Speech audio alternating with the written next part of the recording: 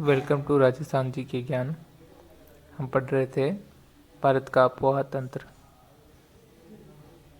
चलिए दोस्तों, पिछले 2 वीडियो में अपन ने सिंधु नदी तंत्र पढ़ा था, ठीक है। तो इस वीडियो में हम क्या पढ़ने वाले हैं? गंगा नदी तंत्र, ठीक है। पिछला वीडियो लगता है शायद 2 वीडियो बने तो थोड़ा बड़ा हो गया है, तो उस हिसाब से मैंने आज थोड़ा शॉर्ट में पढ़ाने की कोशिश करूँगा और थोड़ा छोटा वीडियो बनाने की कोशिश करूँगा ताकि जल्दी से कंप्लीट कर सके, ठीक है। तो चलिए शुरू करते हैं। गंगा नदी। गंगा नदी देखिए, दो वैसे तो क्वेश्चन जब आता है कि गंगा नदी का उद्गम कहाँ होता है तो हम सीधे सीधे बोल देते हैं कि गंगोत्री से होता है, ठीक है। लेकिन गंगा नदी बोलते हैं देवप्रयाग के बाद में। कहाँ से? देवप्रयाग में। अभी मैं सभी सारे के सारे प्रयाग जो है वो कंप्लीट कर दूंगा, लेकिन उससे पहले मैं बता दूं कि गंगा को गंगा बोलने से पहले इसको बहुत सारे नामों से जाना जाता है, तो ठीक है। तो शुरू करते हैं। गंगा नदी जो मेन उद्गम अपना माना जाता है वो माना जाता है गंगोत्री से, ठीक है।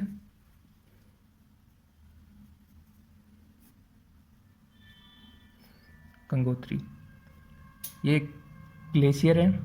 ग्लेशियर समझते हैं? ग्लेशियर में मतलब बर्फ़ के जो पहाड़ होते हैं बर्फ़ से ढक जाते हैं तो ग्लेशियर बन जाते हैं, जिनकी बहुत ज़्यादा मोटाई होती है। तो वो जब पिघलते हैं तो उनसे छोटी छोटी ताराएं निकलती है, ठीक है, जो आगे जाके बड़ी नदी बन जाती है, ठीक है। तो गंगोत्री ग्लेशियर से निकलती है। अब गंगोत्री ग्लेशियर कहाँ है? ये है उत्तरकाशी,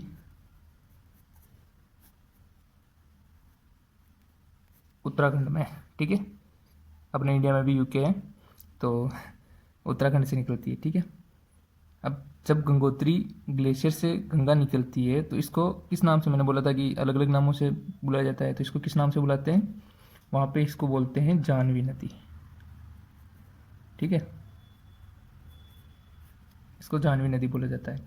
इसके बाद एक गोमुख नामक स्थान पे आती है, ठीक है। गोमुख नामक स्थान पे आती है और गोमुख नामक स्थान पे आने के बाद इसको भागीरथी नदी बोला जाता है। क्या बोला जाता है? भागीरथी। तो यहाँ क्या बोलेंगे इसको? भागीरथी, ठीक है। देखिए गंगा क्या है, लगभग स्टार्ट हुई है अभी, तो गोमुख के बाद भी इसको भागीरथी बोला जाता है। और जब अपन लास्ट में पढ़ेंगे एंड में कि इसको बांग्लादेश के पास, मतलब बांग्लादेश में जाने से पहले भी इसको भागीरथी बोला जाता है, ठीक है।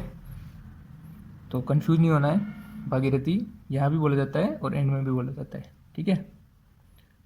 अब आगे चलते हैं। तो ये जगह आती है गोविंद प्रयाग। क्या नाम है इसका? गोविंद प्रयाग।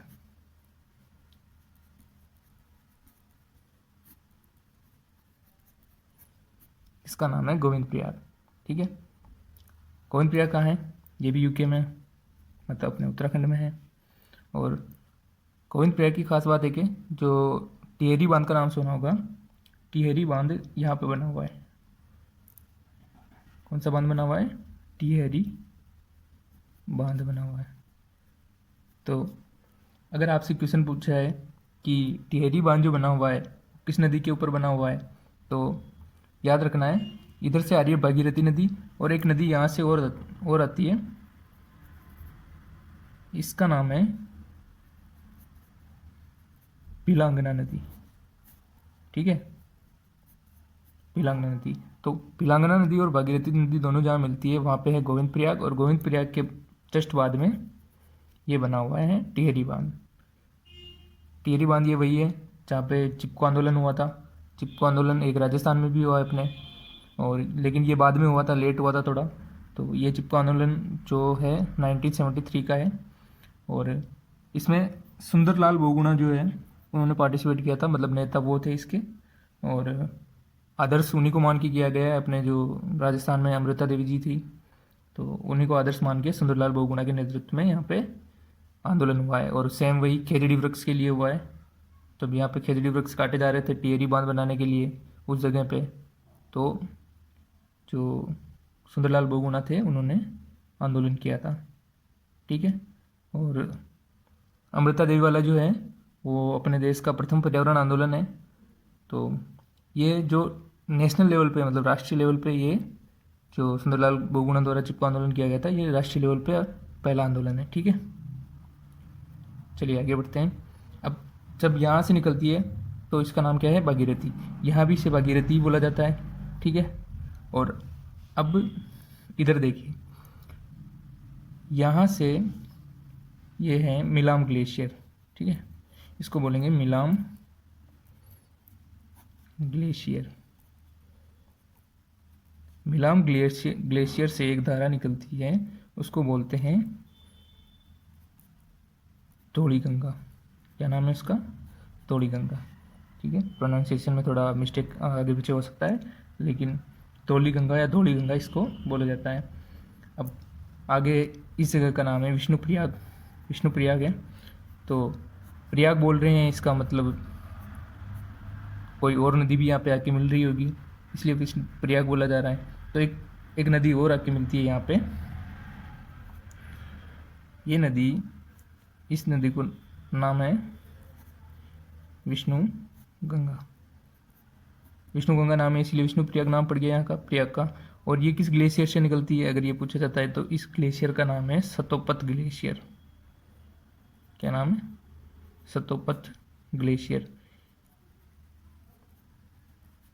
ये जो पूरी सारा जो मिलना वगैरह जो घटनाएं हो रही है, ये नदी यहाँ से निकल रही है, ये यहाँ से निकल रही है, इधर यहाँ से निकल रही है, पूरा कहाँ, पूरा उत्तराखंड के अंदर चल रहा है। ठीक है, तो ज़्यादा कंफ्यूज होने की ज़रूरत नहीं है, उत्तराखंड को याद रखना है। उत्तराखंड में ही देवप्रयाग तक सारी ये जो चीज़ें हैं सब उत्तराखंड के अंदर ही हो रही है। आगे चलते हैं, ये विष्णुप्रयाग। विष्णुप्रयाग के बाद में एक जगह का नाम आता है नंदप्रयाग। क्या नाम आता है, नंदप्रयाग। इस जगह का नाम है नंदप्रयाग। नंदप्रयाग में कौन कौन सी नदी आके मिलती है, इस नदी का नाम है नंदाकिनी। क्या नाम है, नंदाकिनी। ठीक है, तो इतना पूछा नहीं जाता है डीप में, लेकिन याद रखना है फिर भी कि कौन कौन सी आके नदी आके मिलती है, अगर कभी पूछा जाए तो। और इसके बाद में एक प्रयाग और है, उस प्रयाग का नाम है, इस प्रयाग का नाम है कर्णप्रयाग।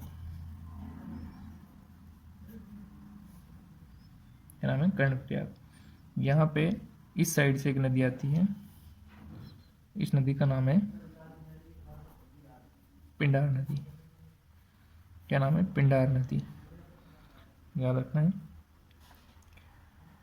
इसके बाद जो कर्णप्रयाग है, उसके बाद इस नदी का नाम क्या पड़ जाता है, अलकनंदा। क्या पड़ जाता है, यहाँ पे क्या बोलेंगे इस नदी को, अलकनंदा।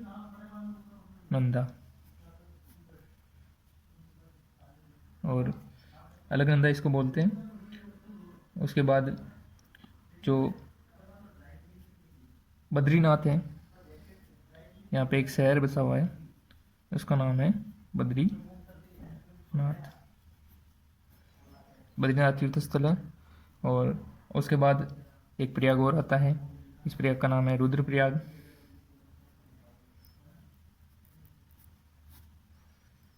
और रुद्रप्रयाग में कौन सी नदी है, एक तो अलकनंदा आ ही रही है आगे से इधर से, और एक और नदी आती है, इस नदी का नाम है मंदाकिनी। और इस नदी के, मंदाकिनी जो नदी आ रही है, इस नदी के किनारे एक शहर है या एक तीर्थ स्थल बोल सकते हैं, इस तीर्थ स्थल का नाम है केदारनाथ। तो जब ये अलकनंदा नदी मिलान ग्लेशियर से निकल के देवप्रयाग तक आती है, तब तक इसके ऊपर कितने तीर्थ स्थल हैं, 2 तीर्थ स्थल हैं। और प्रयाग कितने हैं, विष्णुप्रयाग, नंदप्रयाग, कर्णप्रयाग और ये रुद्रप्रयाग। आगे चलते हैं, और अब ये प्रयाग कौन सा आएगा, देवप्रयाग। यहाँ कौन कौन सी नदियाँ की अगर पूछा जाए कि कौन कौन सी नदियाँ की मिल रही है, तो अलकनंदा, अलकनंदा,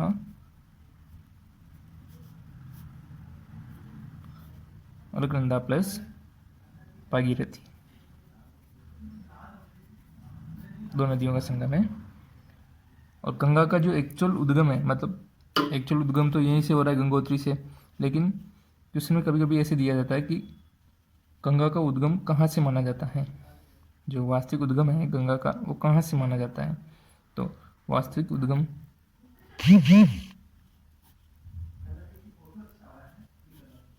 गंगा का वो है देवप्रयाग, ये जगह देवप्रयाग। ठीक है, अब यहाँ से जो ये नदी बहती है इसका नाम पड़ जाता है गंगा। आगे चल के बहुत सारे शहर बसे हुए हैं इनके ऊपर, तो उन शहरों के अपन एक बार नाम देख लेते हैं, कौन कौन सा शहर है, किस राज्य के अंदर है। तो ये शहर है, पहला शहर आता है इसके ऊपर उत्तराखंड के अंदर है ऋषिकेश। फिर आता है हरिद्वार, फिर इसके बाद जो शहर आता है वो है बिजनौर।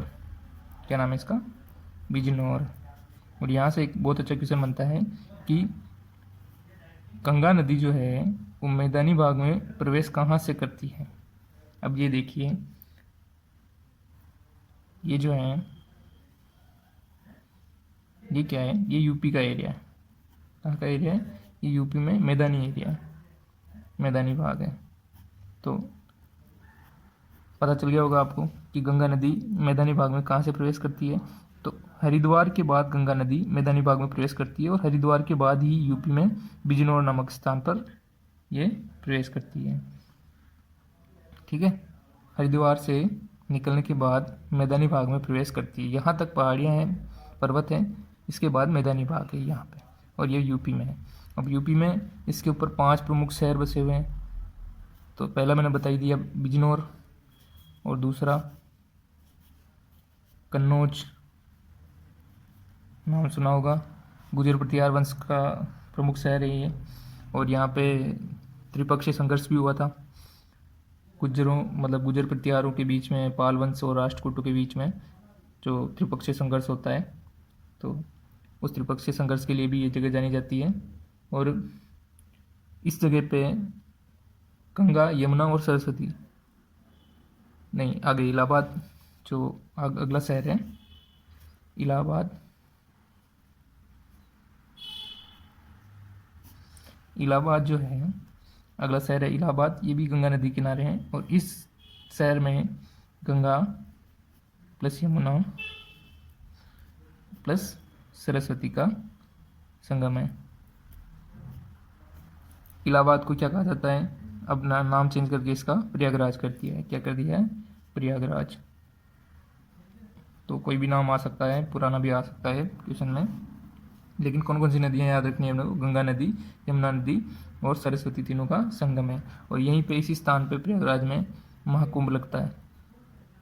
क्या लगता है, महाकुंभ, जो 12 साल में एक बार लगता है महाकुंभ, याद रखना है।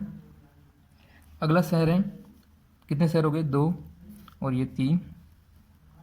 अगला शहर इसी में यूपी में है, और चौथा शहर क्या नाम है इसका, कानपुर।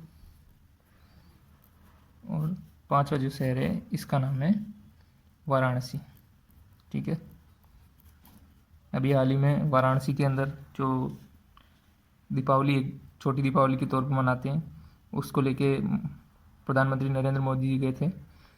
तो करंट का विषय भी यही है कि याद रखना है, गंगा नदी के किनारे पे बसा हुआ है। ठीक है, इसके बाद ये जगह आती है, इसके बाद ये नदी, गंगा नदी बिहार में प्रवेश कर जाती है। तो बिहार में बड़ा शहर कौन सा है इसका, बक्सर है। दूसरा शहर है पटना, और तीसरा शहर है भागलपुर। क्या नाम है, भागलपुर। इसके बाद झारखंड में जाएगी, झारखंड होते हुए आगे का अपन अगले वीडियो में पढ़ेंगे। इस वीडियो में इतना ही कवर कर पाएंगे। और साथ ही इसमें कुछ चीज़ें और बताना चाहूँगा। पटना जो है, पटना बिहार की राजधानी है, और भागलपुर जो शहर है यहीं पे एक अभ्यारण्य बना हुआ है। क्या बना हुआ है, अभ्यारण्य। उसका नाम क्या है, विक्रम शिला। क्या नाम है उसका, विक्रमशिला अभ्यारण्य। विक्रमशिला जो अभ्यारण्य है ये गांगेय डॉल्फिन एक मछली होती है जो जन्म से अंधी होती है। गांगेय डॉल्फिन के लिए फेमस है। और एकमात्र जो अभ्यारण्य है, एकमात्र अभ्यारण्य है जो राष्ट्रीय जलीय जीव अभ्यारण्य है। ठीक है, 5 अक्टूबर 2009 को ये बना है। ठीक है, तो इसको राष्ट्रीय अभ्यारण्य का दर्जा, जलीय जीव अभ्यारण्य का दर्जा जो है 5 अक्टूबर 2009 को मिला है। अब आगे बात करें, देवप्रयाग तक हमने पहले कंप्लीट कर लिया। उसके बाद देवप्रयाग के बाद कन्नौज में आती है। कन्नौज से पहले जो स्थान है,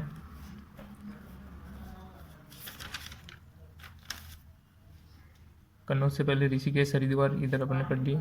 कन्नौज में आती है। अब कन्नौज के लिए एक चीज़ है कि जो सहायक नदी है इसकी, अपन क्या पढ़ रहे हैं, गंगा की सहायक नदियाँ।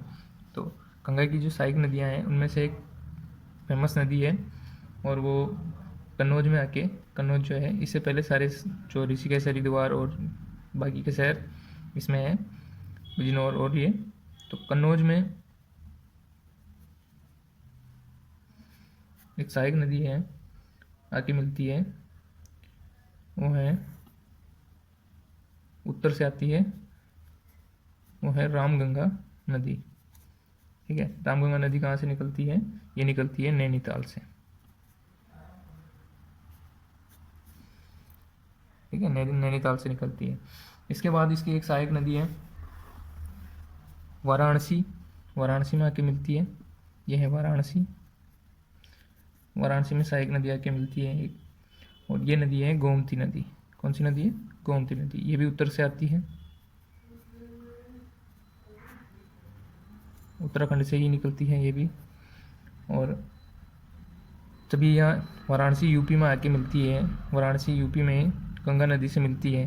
ये मेन गंगा है अपनी, गंगा नदी में जब मिलती है तो इस नदी के, गोमती नदी के ऊपर दो फेमस शहर बसे हुए हैं। उनके नाम मैं बता देता हूँ आपको। एक का नाम है लखनऊ और दूसरे का नाम है जौनपुर। ठीक है, दो शहर बसे हुए हैं। अब तीसरी सहायक नदी जो अपन पढ़ते हैं वो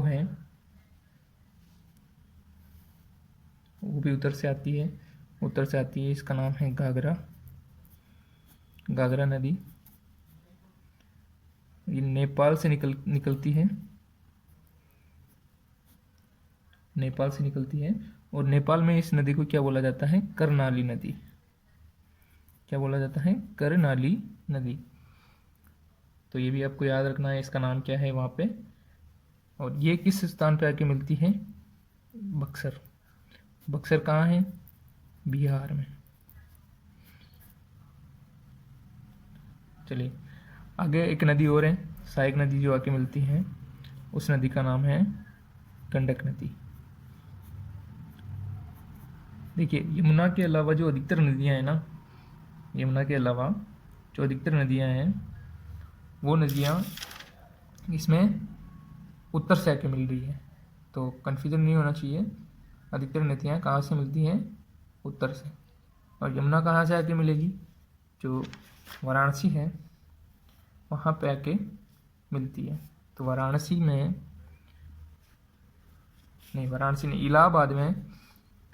इलाहाबाद के अंदर यमुना दक्षिण से, गंगा नदी के दक्षिण से आके मिलती है। तो याद रखना, इलाहाबाद वाराणसी से पहले है, तो कन्नौज के बाद में है, और कानपुर और इलाहाबाद यहाँ है। तो यहाँ से एक यमुना नदी इसमें मिलती है। यमुना वाला पार्ट आगे वाले वीडियो में पढ़ेंगे, क्योंकि एक ही पेज पे सारा बनाना पॉसिबल नहीं है। तो यमुना वाला पार्ट अगले वीडियो में बता लेंगे। तो अभी फ़िलहाल के लिए ये सहायक नदियाँ, जो छोटी नदियाँ हैं, उनके बारे में पढ़ते हैं। नेपाल से आ रही है गंडक नदी, और इसी नदी के किनारे बिहार में एक स्थान है, जो स्थान का नाम क्या है? सोनपुर। ये कहाँ है? बिहार में। तो सोनपुर जो बिहार में जगह है, यहाँ पे एक पशु मेला पशु मेला लगता है, सोनपुर पशु मेला, पशु मेला लगता है, वो फेमस है, याद रखना है। इसके बाद जो जगह आती है, अब ये कहाँ आके मिलती है, इसमें पटना में, जो बिहार की राजधानी है पटना, वहाँ पे आके मिलती हैं। इसके बाद याद रखना है, ये शहर है कटिहार, बिहार में है, और यहाँ पे एक सहायक नदी आके मिलती है, कोसी नदी, कोसी नदी। और कोसी नदी जो है, इसका उद्गम स्थान मुख्यतः जो तिब्बत है वहाँ से माना जाता है। कहाँ से माना जाता है? तिब्बत से, क्योंकि तिब्बत से बहुत सारी जो धाराएं आ रही है, वो बहुत सारी धाराएं इकट्ठे होके इस तरीके से यहाँ पे इकट्ठे होके फिर कोसी नदी का निर्माण करती है। मतलब कोसी नदी ये यहाँ से नेपाल से स्टार्ट होती है एक्चुअल में, लेकिन तिब्बत से जो बहुत सारी धाराएं आती है वो नेपाल में आके मिलती है, और नेपाल के बाद ये एक बड़ी नदी के रूप में आगे कटिहार तक जाती है, और कटिहार में गंगा नदी में मिल जाती है। एक स्थान है झारखंड में, झारखंड में इस स्थान पे एक नदी आके मिलती है, महानंदा नदी, महानंदा नदी, जिसका उद्गम सिक्किम से होता है, और सिक्किम से उद्गम होते हुए ये झारखंड में गंगा नदी में मिल जाती है। इसके बाद पश्चिम बंगाल में होते हुए पश्चिम बंगाल में जाती है गंगा नदी, और पश्चिम बंगाल में एक बांध बना हुआ है, उसको बोलते हैं फरक्का परियोजना। क्या बोला जाता है? फरक्का परियोजना। कहाँ है ये? पश्चिम बंगाल में। जिस तरीके से मैं मैप के थ्रू बता रहा हूँ उसी तरीके से समझोगे, समझ में आएगा, नहीं तो कन्फ्यूजन हो जाएगा। अगर एक साथ अपन डायग्राम को देखेंगे तो वो समझ में नहीं आने वाला है। वीडियो के साथ साथ चलते हुए डायग्राम बनाना है और उससे समझना है, ताकि जल्दी बढ़िया तरीके से समझ में आए, और इसको एक दो बार रिवाइंड करना है ताकि अच्छे से समझ में आ जाए, कन्फ्यूजन ना रहे। ठीक है, बहुत सारी नदियाँ हैं, सहायक नदियाँ हैं, तो कन्फ्यूजन होता है, लेकिन बार बार रिवाइंड करने से कन्फ्यूजन दूर हो जाएगा। अब जब पश्चिम बंगाल में, यहाँ से पश्चिम बंगाल में आने के बाद ये नदी दो भागों में बढ़ जाती है, और दो भागों में बढ़ने के बाद एक जाती है बांग्लादेश में, ये बांग्लादेश में जाती है, और बांग्लादेश में इस स्थान से जाती है, और बांग्लादेश में जाने के बाद इसका नाम पड़ जाता है पद्मा नदी। क्या पड़ जाता है? पद्मा नदी। बांग्लादेश में इसको पद्मा नदी बोला जाता है। पद्मा नदी होती है, पद्मा नदी थोड़ा आगे बढ़ने के बाद बांग्लादेश में ही इसमें एक अपनी जो दूसरी नदी है, नदी तंत्र में पढ़ेंगे ब्रह्मपुत्र नदी तंत्र, तो ब्रह्मपुत्र नदी जो है इसमें आके मिलती है। ब्रह्मपुत्र नदी बांग्लादेश के अंदर इसमें आके मिलती है। अब तो पद्मा नदी, इसको कहाँ बोला जाता है? बांग्लादेश में गंगा को पद्मा नदी बोला जाता है। अब मैंने आपको स्टार्टिंग में बताया था कि जब ये स्टार्ट निकलती है तो जानवी नदी बोला जाता है, जानवी नदी के बाद इसको भागीरथी नदी बोला जाता है। तो भागीरथी, उसके बाद जो पश्चिम बंगाल है, पश्चिम बंगाल में फरक्का परियोजना के बाद जो दो भागों में बढ़ती है ये, तो एक नदी तो ये निकलती है, इसको हुगली नदी बोला जाता है, और दूसरी जो धारा निकलती है इसको, जब तक ये पश्चिम बंगाल के अंदर ही बहती है तब तक इसको क्या बोला जाता है? भागीरथी नदी। तो ये कन्फ्यूजिंग वाला टॉपिक था, तो आपको याद रखना है कि भागीरथी दो जगह बोला जाता है। एक जब स्टार्ट होती है तो उत्तराखंड के अंदर इसको भागीरथी नदी बोला जाता है, और दूसरी जब भारत में लास्ट जो इसकी सीमा है, जब लास्ट में बह रही होती है पश्चिम बंगाल के अंदर, तब भी इसको क्या बोला जाता है? भागीरथी नदी बोला जाता है। उसके बाद इसको पद्मा नदी बोल दिया जाता है बांग्लादेश के अंदर, और पद्मा नदी में ब्रह्मपुत्र नदी आके मिलती है, और ब्रह्मपुत्र नदी मिलने के बाद इसका नाम फिर से चेंज होता है, और फिर इसको नाम बोला जाता है मेघना नदी। क्या नाम बोला जाता है? मेघना नदी।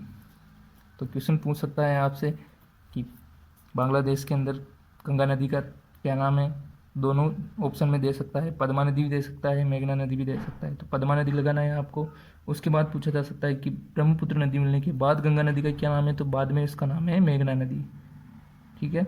उसके बाद इसके अंदर एक नदी और मिलती है बांग्लादेश के अंदर ही, उस नदी का नाम है बराक नदी।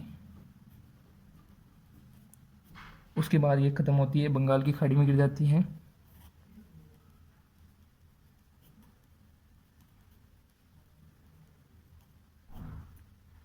बंगाल की खाड़ी के अंदर गिर जाती है। और ये नदी यहाँ पे इस जगह पे बांग्लादेश के अंदर सुंदरबन डेल्टा का निर्माण करती है, सुंदरबन डेल्टा बनाती है। डेल्टा क्या होता है, जहाँ नदी गिरती है वहाँ पे कुछ जो अवशेष लेके आती है, उनके जमाव की वजह से डेल्टा का निर्माण हो जाता है। सुंदरबन डेल्टा जो है वहाँ पे सुंदरी वृक्ष पाए जाते हैं, जो कि मैंग्रोव वनस्पति के अंतर्गत आते हैं, और ज्वारी वन भी इनको बोला जाता है। विश्व का सबसे बड़ा डेल्टा सुंदरबन डेल्टा है, याद रखना है। ठीक है, मैं लिख नहीं रहा हूँ पर याद रखना है। तो ये थी अपनी गंगा नदी, इसकी सारी सहायक नदियाँ हैं। एक चीज़ हम इसमें छोड़ रहे हैं, यमुना नदी। यमुना नदी जब मिलती है तो कौन कौन सी सहायक नदियाँ इसके साथ और मिलती हैं, उत्तर की जो सहायक नदियाँ हैं सभी, ये सारी की सारी मैंने उत्तर से जो मिलने वाली सहायक नदियाँ हैं वो पढ़ा दी है। ठीक है, गंगा नदी के उत्तर से, या कह सकते हैं कि दाईं तरफ से जो मिलने वाली सारी नदियाँ हैं वो मैंने पढ़ा दी है। अब बाएँ वाली अगले वीडियो में अपन पढ़ने वाले हैं। ठीक है, तो वीडियो ज़्यादा बड़ा हो जाएगा, इसके लिए अगले वीडियो में पढ़ेंगे।